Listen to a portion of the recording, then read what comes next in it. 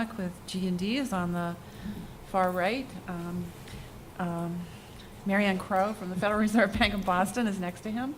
Laura Townsend from the Merchant Advisory Group, Deborah Baxley from Page Unity Advisors, and Art Harper from PSCU.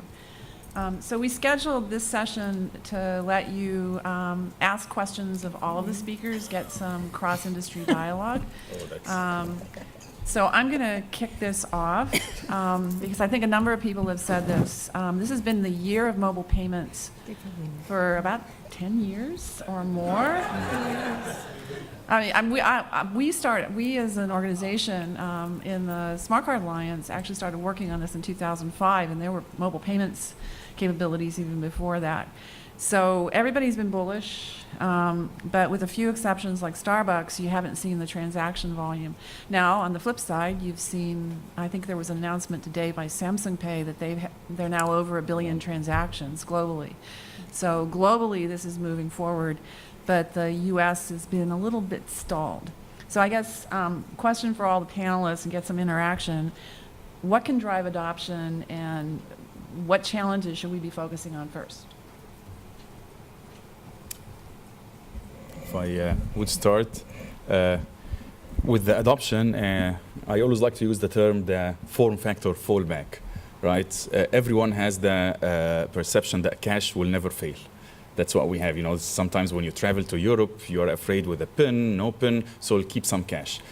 Same is happening now from the transition from the card to mobile. Sometimes Touch ID is not working from the first time. The mobile has its own challenges sometimes, and in that perception, card will work all the time.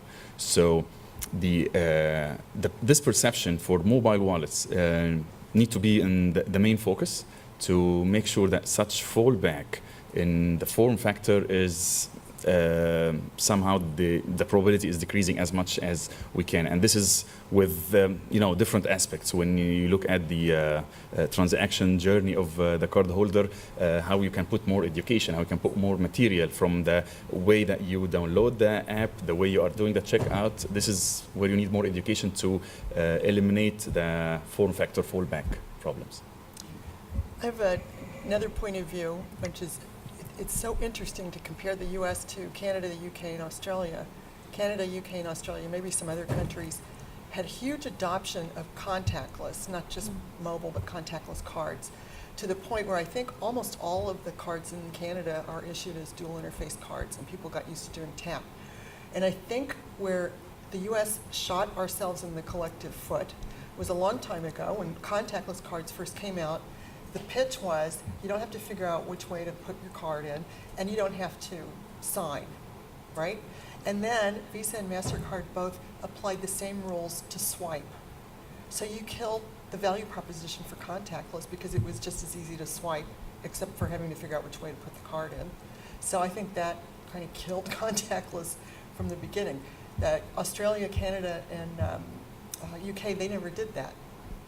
So I think that's one kind of a root cause why we're a little bit stalled on content. I know there's other business model reasons and stuff, but that was one root cause. I would add, I think those other markets also have a different financial situation as well when it comes to the cost of acceptance that may have played a role in their success. But from an acceptance standpoint, I would say value-added, again, I go back to, if there's no value-added services on top of a payment, then the adoption, whether it's the acceptance from a merchant or the acceptance or usage of from a consumer, will continue to kind of wane. Until that becomes more of a compelling reason to use mobile because of value-added services. What else can I do? How can you make my life easier versus just the payment component? Once we get there, I think we'll be a little bit more successful in the mobile space. And I also think, and I don't know if you guys agree, that we're seeing more adoption in the online space with the mobile phone than we are in the point of sale space. So is that because they see more value and maybe they're getting better deals when they're buying things online and it's easier to do anywhere, anytime, versus having to go into the store, like you said, and figure out where do I tap the card? Well, here I tap it here, and over here in another store I do it here. In the taxi cab, I'm all over the place while the taxi driver's usually telling me it doesn't work, but I finally figure it out. So the inconsistency at point of sale across different merchants I find is a turnoff for a lot of people. And someone said it earlier, you try it once and you get embarrassed or frustrated and you won't use it again, you'll pull your card out, and maybe you won't take the time again if there's someone in line behind you. So that's a small piece, but I think if we could start with getting, whether it's the signage, the location, the vendors who make the readers, why they're not consistent in terms of where they put the stuff, so people know exactly what to do when they go into a point-of-sale location, I think would help more in those areas. Just a little point on embarrassment. Is anybody here from CVS? From CVS? Okay, I can But tell I go the story there. then. CVS pay, you know, I try everything. I'm a payments geek. And the cashiers at CVS, they see me coming, they say, oh, God, here she comes again. I wanted to add one more thing on the other countries too. I think too, what could have been helpful to them is they were going from EMV to contactless, right? Where EMV is a little bit more of a speed of service kind of, you know, kludgy, yeah, whatever the word is. So contactless offered a much more smoother type of experience for the other markets, whereas in the U.S., the swipe worked it really did just work fine. It wasn't like it was slow, and we have online auth we do it quite well compared to maybe some of the offline experiences of other markets. So I think, you know, we were in a very different place in the U.S. than those other markets, and there's probably a variety of reasons it's been a challenge. But I go back to the value-added services. But I think from what everybody said so far, it goes back to education, right? I need to know where can I use it, how is it convenient for me, and what's in it for me. And until we have all of that kind of wrapped into a nice, neat ball, then it's going to still continue to be a little bit of a challenge from every aspect. But I think, Laura, what you just said, I think reinforces what the Starbucks experience, right? Because Starbucks wrapped payment with loyalty, so you got your stars, you got all your benefits, and it took off. And I think, Marianne, what you said about the contactless experience, that's one of the reasons why we're doing this best practices project, because I mentioned earlier that I used Apple Pay with my watch 3 times last night. The first time I'm, doing this, and they said, oh, no, you have to answer these questions first. Second time, it was tap, I was done. And the third time, I had to enter my phone number for my loyalty program. So three different experiences. And I'm a payments geek, and I love this. But, when I'm standing in line and I'm doing this and I'm holding the line up, it's really kind of embarrassing. So, and I would reinforce that as something that's really important. Yes, good. I happen to know McDonald's numbers and manipulating themselves around the cost of payments. But the amount about chargeback, charge-offs, and like, what about the cost basis from the merchant side? And the identity theft on the consumer side, what's the cost focus on adoption? If we work with this, I like to say exercise in the I have to know that if McDonald's $100 million in sales, $1 billion in cost basis for card processing, including fraud and the like, and if they can save half of it, and the same with every other merchant you go to, would that now be providing an incentive in its own well preventing identity theft, without arguments with certain innovation? Let me make sure I understand the question. If a retailer could reduce its costs, what costs? Anytime we can reduce costs, we're going to be all over it. But what type of costs are you when you say identity theft? Oh, yeah, heck yeah. So if we could, if there was an alternative where, moving to digital reduced your expenses, or from a cost of acceptance, or benefited you from a liability, because right now when as I said before, I think in the digital space, merchants do assume all that liability, and to the extent there's an alternative out there that could reduce that liability and reduce my costs, I think you'd find a lot more willingness to accept in the merchant space. Yeah, thank you. But that brings up another interesting question, and that's fraud in the mobile channel. I think LexisNexis just published their cost of fraud report, and they pointed out that fraud in the mobile channel is high and growing. And I guess question for the panel: what are your perspectives on fraud in the mobile channel versus fraud in other channels? Well, I mean, I'm not a fraud expert, but it seems like even you talk about segments in the merchant area in particular, the larger merchants seem to have a better handle on managing it and using the tools available that they can afford to use or that make sense. But some of the survey stuff, and I don't know if it was in the Count or the LexisNexis, a lot of the smaller merchants, they're limited to what tools they use. In some cases, they can't distinguish between whether the transaction in the online space anyway is a mobile or a laptop type of transaction. So they're not fully utilizing tools that are available for whatever reason in order to try to help minimize fraud from their perspective in terms of transactions coming into them. So there's another area where education are helping them to understand and what's available and what's affordable, and it works for their type of situation or their particular industry segment or size that we need to do as well. I would think that the fraud is the same as in the online channel, but it's growing because mobile channel is growing so much. And as I mentioned, I had a fraud event in last week. It was really interesting. So some of the vendors that help smaller merchants are even here at this conference, like Forder. I don't know if anybody Forder's in the audience yet, and Count. And there's another vendor called Signified that actually indemnifies. It's oriented towards smaller e-commerce merchants, but indemnifies them against fraud. That means that if you buy their service and you experience fraud, they eat it. Now, there's some downsides to that because they might reject a lot of good transactions, but you know, it's kind of a balancing act. But there are tools out there for smaller merchants so they can kind of approach the sophistication of someone like Amazon. And what they're doing is capturing all the data, you know, the IP address, the geolocation, and making, you know, using machine learning and artificial intelligence. I would add, so I feel as though the fraud situation is kind of a morbid, like it's imbalanced, and the players that are in the marketplace to help merchants solve fraud problems, a lot of them are owned by the networks. So the incentive, which brings in a lot of revenue, so the incentive to address fraud would eliminate, you know, the need for those products and services, or at least minimize the revenue opportunity there, which is almost a disincentive for public companies. So, you know, I think currently the way fraud is shared is inequitable.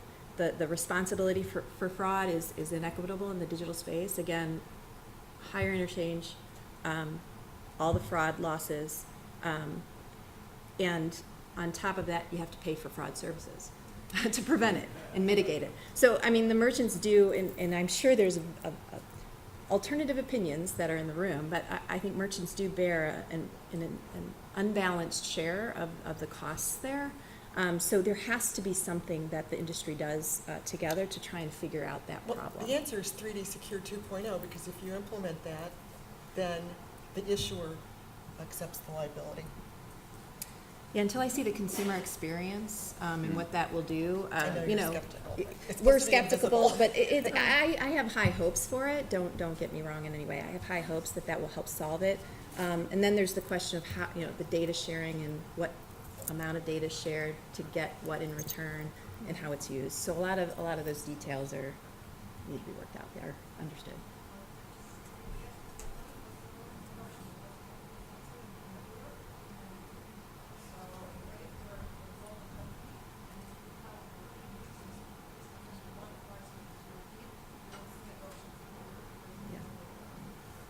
I couldn't really hear that. She was saying that internationally, or in Europe, because of PSD2, It's mandated, it's yeah. mandated, so you're going to see high adoption if merchants are interacting or selling international, which I agree. Yeah.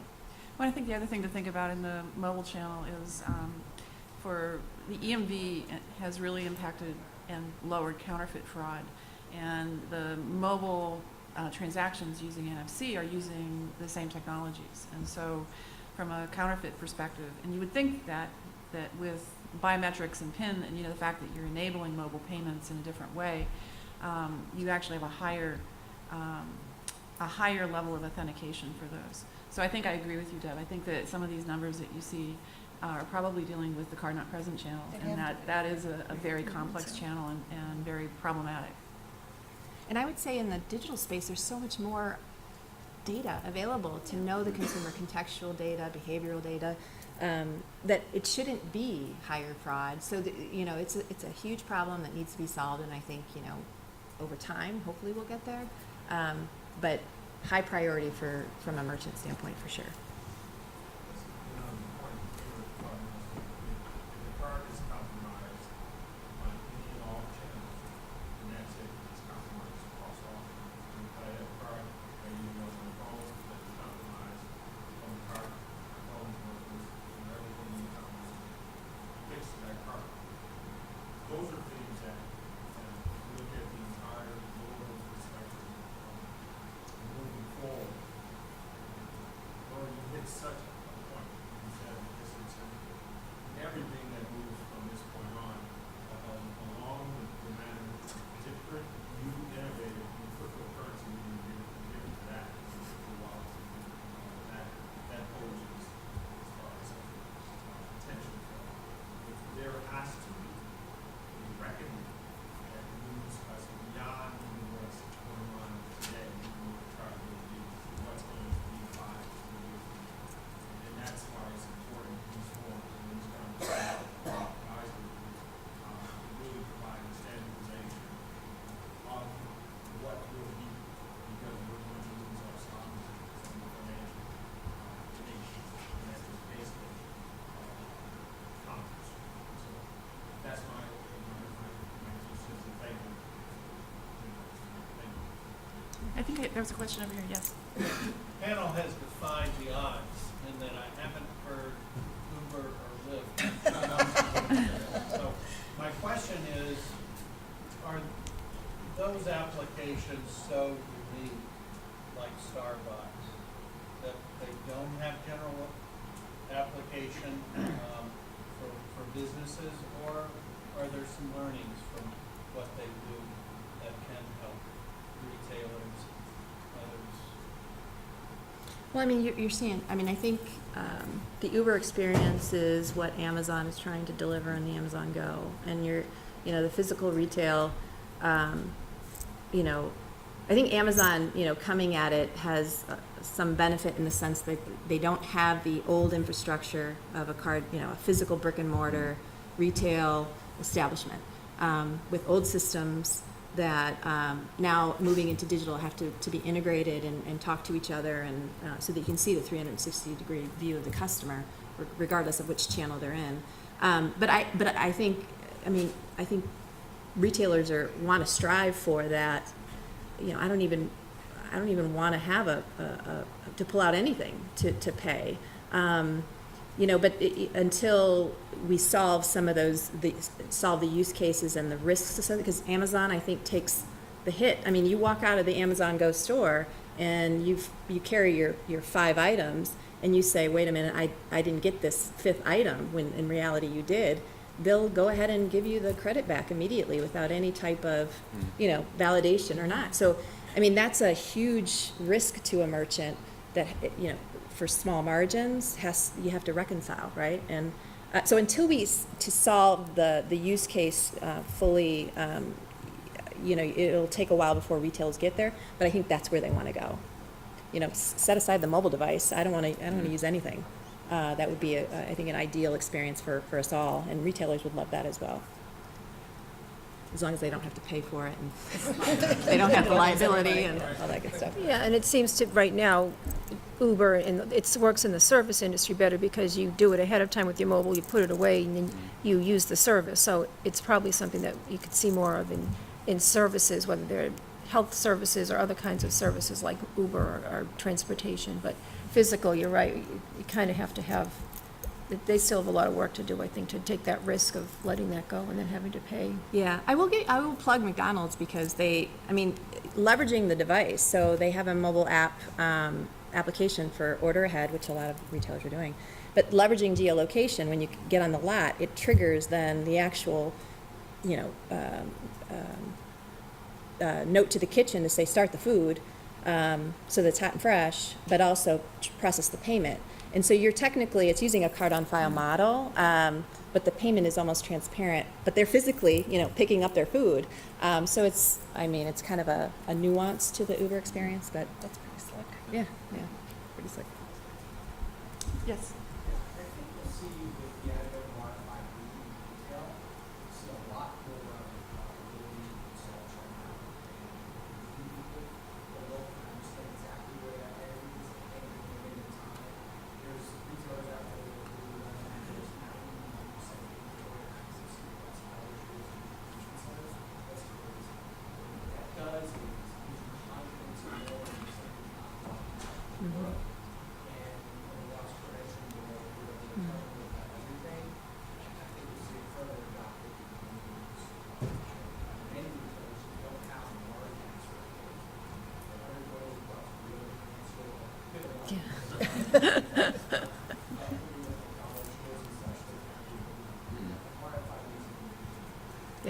Yeah, and the non-consumable goods arena, yeah. Hamburger RFID is probably what Once you eat it, it's gone. E-burger. Any final question? Okay, so we need to let you go so you can go get lunch. I'd like to thank everyone who attended the workshop and also our speakers. I would like to note, I've had some questions on the presentation content. We're going to be putting these up on a password-protected website, and we'll get these to the conference organizers, and they'll get out. If you'd like to leave me your card, I can get you at that URL as soon as it's available. So you can either talk to me after the event, or you can send me an email at cmedich@uspaymentsforum.org. And all of the resources, including the white paper that was the basis for this workshop, are available on our website, www.uspaymentsforum.org. So I'd welcome you to come to that. And if you're interested in getting involved in this dialogue and working on best practices and working as a cross-industry team, the forum is a great place to do it. Our next member meeting is in November. If you'd like more information on how to become a member of the forum, send me an email, leave me your card, and I'll get you more information. So thank you very much. You've been a great audience with great questions, and I'll let you go.